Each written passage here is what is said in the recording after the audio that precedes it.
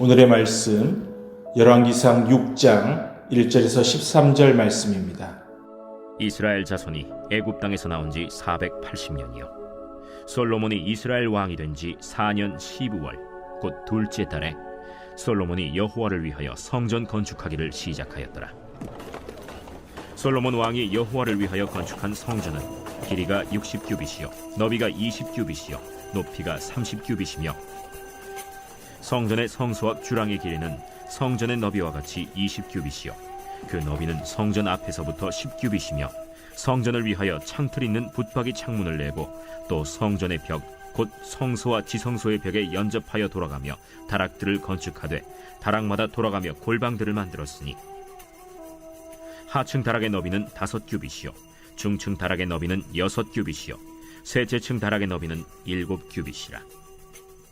성전의 벽 바깥으로 돌아가며 턱을 내어 골방 들보들로 성전의 벽에 박히지 아니하게 하였으며 이 성전은 건축할 때에 돌을 그 뜨는 곳에서 다듬고 가져다가 건축하였으므로 건축하는 동안에 성전 속에서는 방망이나 도끼나 모든 철 연장 소리가 들리지 아니하였으며 중층 골방의 문은 성전 오른쪽에 있는데 나사 모양 층계로 말미암아 하층에서 중층에 오르고 중층에서 셋째 층에 오르게 하였더라. 성전의 건축을 마치니라. 그 성전은 백향목 석가래와 널판으로 덮었고 또 온 성전으로 돌아가며 높이가 5규빗 되는 다락방을 건축하되 백향목 들보로 성전에 연접하게 하였더라. 여호와의 말씀이 솔로몬에게 임하여 이르시되 내가 지금 이 성전을 건축하니 내가 만일 내 법도를 따르며 내 율례를 행하며 내 모든 계명을 지켜 그대로 행하면 내가 내 아버지 다윗에게 한 말을 네게 확실히 이룰 것이요 내가 또한 이스라엘 자손 가운데에 거하며 내 백성 이스라엘을 버리지 아니하리라. 본문은 솔로몬이 성전을 건축한 시기와 건축한 성전의 규모와 구조를 대략적으로 보여줍니다. 우선 솔로몬 성전은 이스라엘 자손이 출애굽한 지 480년 되는 해 솔로몬이 이스라엘 왕으로 즉위한 지 4년 둘째 달에 건축을 시작했습니다. 솔로몬이 건축한 성전의 크기는 길이가 60규빗, 즉 약 27m, 너비가 20규빗, 약 9m, 높이가 30규빗, 약 13.5m였습니다. 사실 현대의 큰 교회들의 그 예배당들에 비하면 아주 작은 크기죠. 그래도 약 3,000년 전의 건축물이라고 생각한다면 굉장한 규모였을 거라고 생각합니다. 성전의 본당 앞에 있는 주랑, 즉 현관의 크기도 너비가 9m, 길이가 4.5m였습니다. 게다가 현관을 제외한 성전의 3면의 벽을 둘러서 3층짜리 이제 골방, 다락방을 만들었는데요. 이 성전을 짓는데 얼마나 준비를 철저히 하고 정성을 들였는지에 대해서는 성전벽 주위에 다락방 지을 때 성전벽에 턱을 미리 만들어 두어서 골방에 있는 그 다락방의 들보가 성전벽에 박히지 않아도 되도록 했고 채석장에서 돌들을 다 다듬어 와서 성전 건축 현장에서는 철 연장 소리, 즉 돌 다듬는 소리를 듣지 못했다는 것 봐도 알 수가 있습니다. 그러니까 이 설계대로 미리 재료를 준비하고 그것이 또 설계대로 잘 맞아 들어갔던 것을 볼 수 있습니다.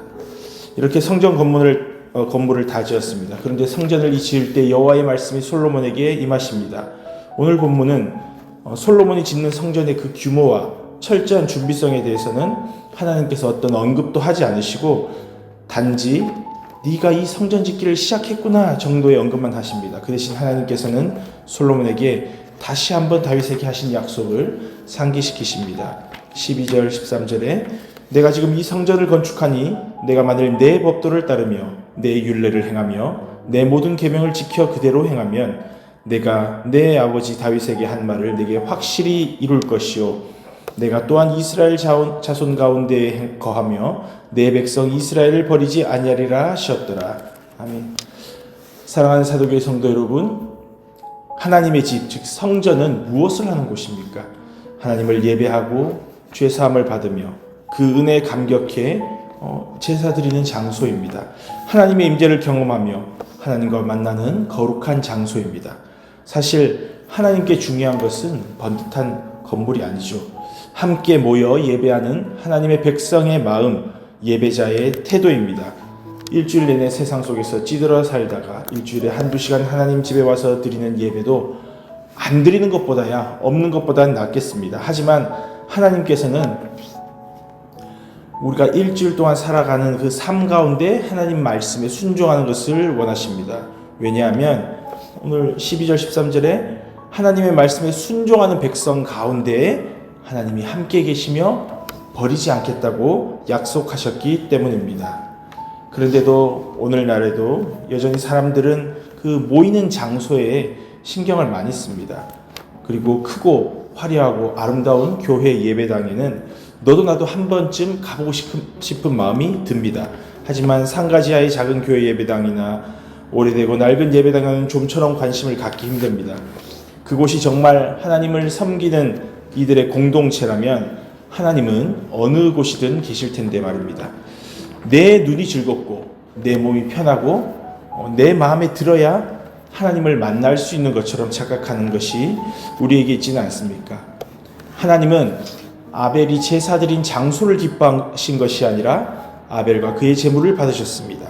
아브라함이나 사무엘이나 엘리야가 세운 제단도 건물을 지어놓고 그 안에 제단을 세운 것은 아닙니다. 노지에다 벌판에다 세웠죠.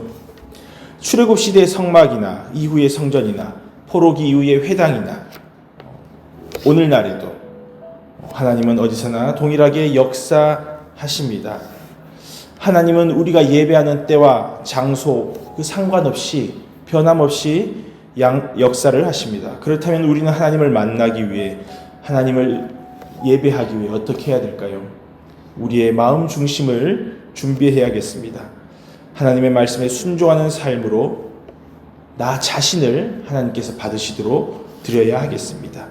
이렇게 예배당 안에서나 세상에서나 주일날이나 다른 엿새 동안이나 온 마음을 다해 하나님의 말씀을 굳게 붙들고 지켜나가 성전된 나의 삶으로 전심으로 하나님께 예배하는 우리 사도교회가 되기를 간절히 소망합니다.